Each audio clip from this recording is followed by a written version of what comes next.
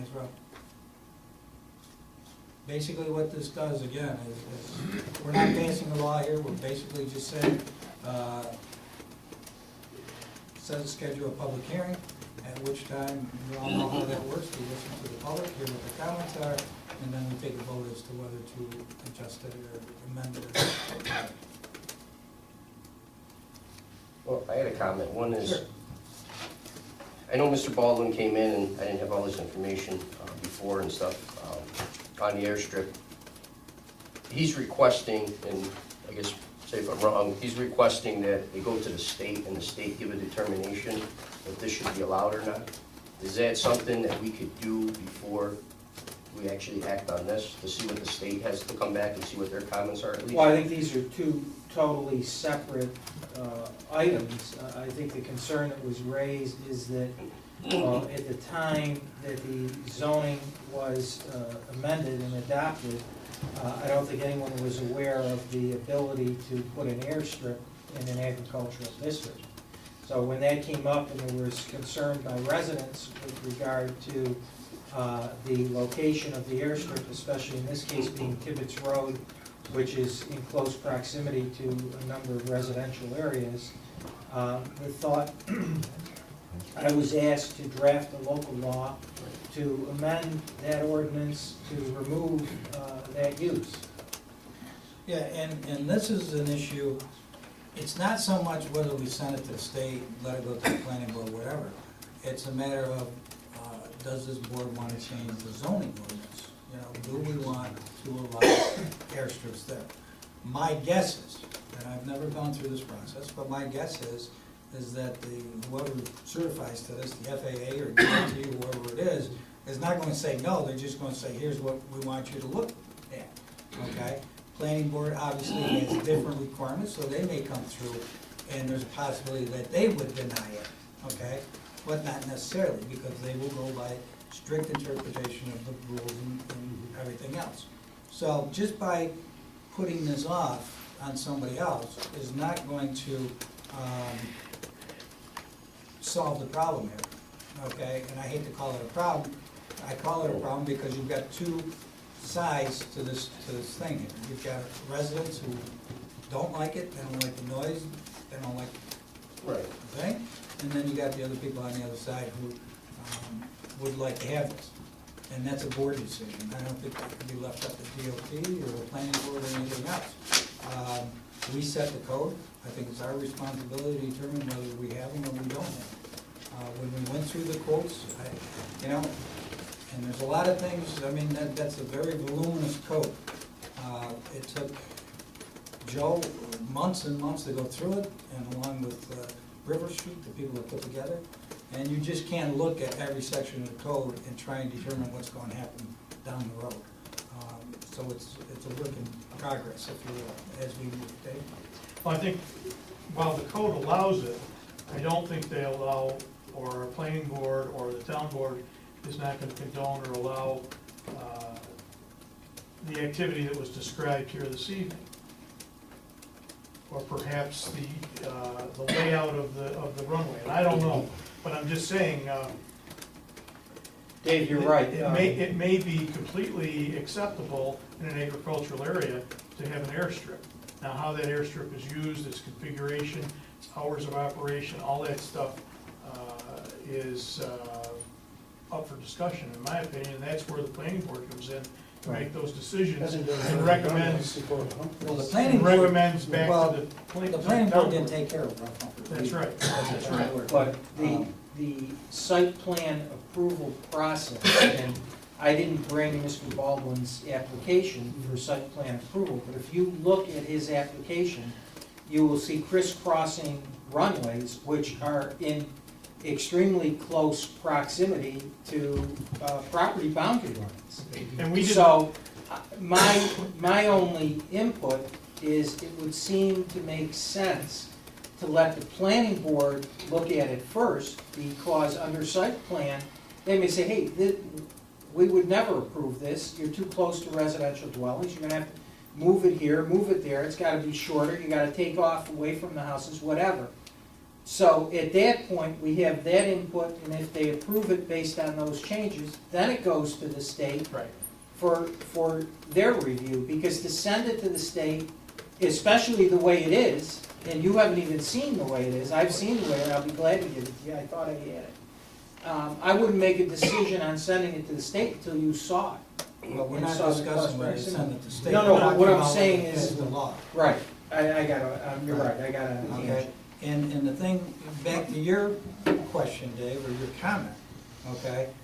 I think when this was going through, you know, agricultural land, you know, agriculture being a place that doesn't border on residential, that if you're flying does not impede the sanctity of the residential houses that are that close. And that's a Yeah. site plan review issue, in my opinion. Well, I think it's a code issue, personally, because, you know, if you're going to allow, you know, a lot of places throughout the town, because of the way the town's built, and it's not only something that we look at now, but also down the road, you have a lot of residential neighborhoods that are built right next to agricultural zones, You're always gonna have. which means that, you know, now, if you're gonna allow airports, they're gonna be flying over these residential neighborhoods, okay? And if you allow it under this, even if they go into a site plan review, as long as the planning board goes by their rules and regulations, they're not gonna stop it, okay? They can't come up and say, we don't agree with this law, okay? We're going to not allow it, okay? And that's what everybody at this board's gotta understand. The planning board does not have the availability to say, no, we just don't want it because you're causing noise to the neighbors, okay? They're gonna look at it to see if it meets the boundary requirements, if it meets the other requirements from seeker and stuff. But other than that, if it meets it, the planning board's gonna pass it. They have to pass it. Yeah, and you use the term, and I don't, not a flying enthusiast, but you use the term airport. I think there's a difference between an airport, an airstrip, a landing, But, what is it? well, size, frequency, size of the aircraft, number of flights. I mean, I don't know the answer, but Well, we regulated the number of flights because we had a specific individual agreement with that Yeah. individual. Right. It's not covered in our code, and it's not covered under site plan review. And that's why I'm saying, you're not going to regulate it. You know, we're not the FAA. We can't go in there, we could probably say the size of it, okay, but we can't go in there and say you're only allowed so many flights. That was an agreement we came up with one individual. Does not pertain to anybody else, okay? So what I'm saying is, if you allow this, if you continue to allow this, okay, you stand to open up the door for other airstrips, airports, whatever you wanna call it, to come in that are very close to residential neighborhoods. And how do you determine, how do you regulate the number of flights that go in there? How do you regulate the fact that not only Mr. Baldwin, but maybe his friends, maybe somebody else goes in there to use it, okay? well, those are all good That's- questions. Right, and right now you can't regulate it. Okay? So I think the approach is how do we regulate it as opposed to just disallowing it completely. I don't know how you do that, because like I said, we're not the FAA, we don't have the capability to go up there and monitor this, and we went through this when we ended up making the agreement with that one resident, because we said, you know, what are we gonna do? We can't have our codes officers go up there and watch them every day, et cetera. So that's why we worked up an individual agreement for that one. And that basically, as you recall, Jim, I don't know if you were on the board at the time, that was more or less a grandfather clause, because there was, we came up with that because there was some discussion as to the fine line between what the law was at the time that the airport was in there and what it was at this point. So in lieu of going to court and taking our chances and spending money on that, we were able to come to a mutual agreement between that individual and the town board, okay? That does not apply to anybody else. And what you're doing now is, you're going to allow, and maybe Mr. Baldwin may be the most responsible person on the face of the earth when it comes to flying. He may only fly in there once a month. But what happens to the next guy, and the next guy, and the next guy, and the next guy? I guess that's my question. What teeth do we have to regulate going forward? Well, under a site plan approval, it's a permitted use, as long as the criteria are established. Obviously, in this case, I think when the planning board looks at the close proximity of the air paths or the landing strips, to residential dwellings, they may require substantial modifications, which they can do. As to location, direction of flying, they can try and impose restrictions. As to the hours of operation, number of flights per week, no one else other than he use it. So they do have some ability, but not, obviously not the extent. If you ban it, you ban it. And I think that's the distinction.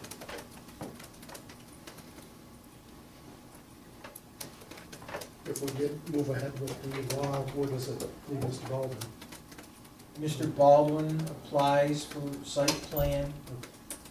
My recommendation is that he goes to the planning board, let them sort through it before anybody refers it anyplace else, to see what their thoughts are. I'm disappointed that that didn't happen before this came to the table. I think His it should application, have gone to the planning board.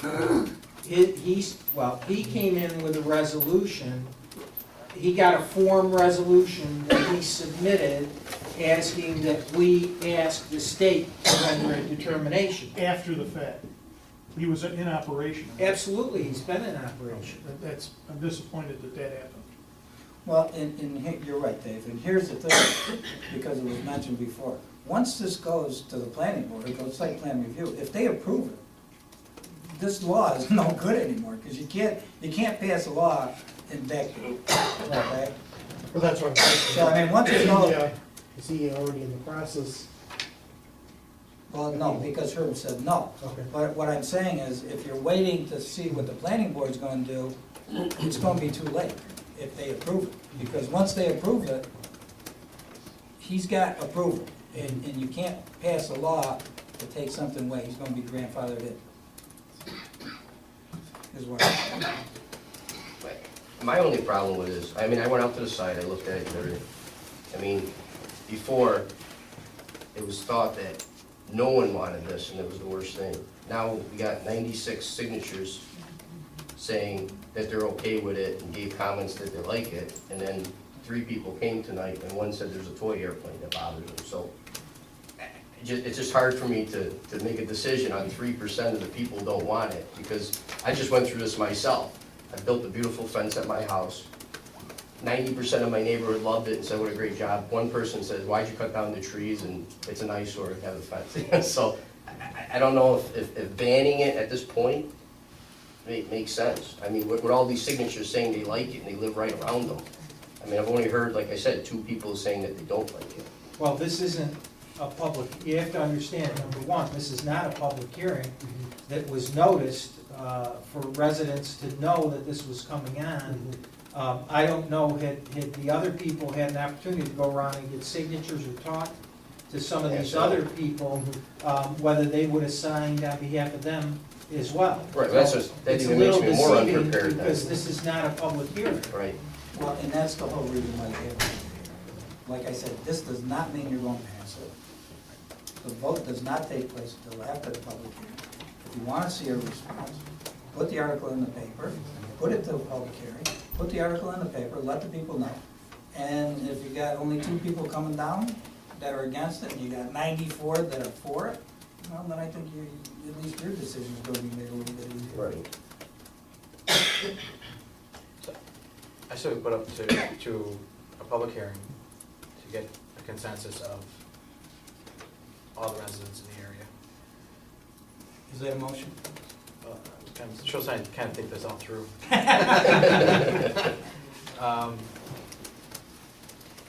So, and at that point, I guess, we'll make a determination whether it goes on to planning board and. That has nothing to do with planning board. You're just, Well, this is a Well, yes. local law right, but to amend the ordinance Right. to eliminate But that that's- as a use. but I then I'm think saying what if Jim's we- saying, if we- it doesn't get passed, then it goes. then it goes, Right, yeah. exactly. All right, So, is that a motion? it's a motion to go to public hearing. Did you get all that, yet? So you're moving the local law. We'll- Gail didn't get that. Would you Schedule please just public hearing. repeat that? So he's not under the copy for. He isn't at this point. Change the zoning. The zoning law, Yeah. chapter 118. 118. You have the law, right? Yeah, it's the one that you. Yeah. Oh, all right, okay. To eliminate airfield or airlifting Airstrips districts and in then- agricultural districts. to schedule a public hearing, and then at that point, we'll determine. And that's what, December? And No, question, I know with the zoning board, they sent out 500 feet of all the neighbors. Now, we won't do that, it's just No, gonna it'll be. be published in the paper. Well, is there a way to send anything out to these people? Because, I mean, again, if they don't read the paper, then no one's gonna know to come Well, either. we can, and we could put it on the website. You know, if you want, we'll put it on the website anyway, but if you want to, Well, you have citizens here who I'm sure are gonna go get people to come out both ways. That's gonna give us, I think, the best, the best. Yeah, let's see what the people really feel. Right, Yeah. I mean, because, like you said, Paul, you have signatures. Yeah, I mean, you got 96 people and 2 You people know. said no. Right, so let's leave it to that, I think, right? Would We you would agree? be saying that no airstrip in any agricultural area that's is. That's the only place it's permitted, Right, and we're saying nowhere. it would not be permitted any place in the town. Right. Well, yeah, because you would have to change that law. And if you want to have some a new law, then you put it in there. Anyway, do I have a second to Jim's motion?